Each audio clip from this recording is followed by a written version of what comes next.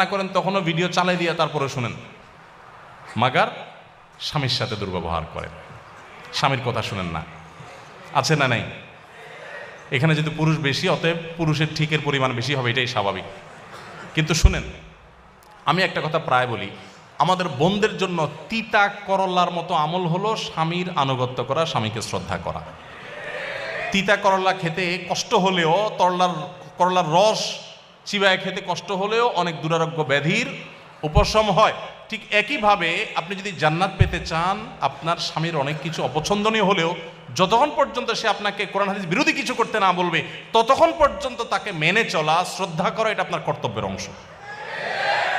স্বামী তো পরের কথা, যে কোনো বয়সে বড় মানুষকেই তো শ্রদ্ধা করতে হয়, না হলে তো নবী সাল্লাল্লাহু আলাইহি ওয়াসাল্লামের উম্মতই থাকতে পারে না সে। আমি এরকম বহু মহিলার কথা জানি যে শুধু বোরকা পরেন না, হাত মোজা পামোজা মেনটেন করেন, তাহাজ্জুদও পড়েন, জিকির আজকার করেন, তেলাওয়াত করেন,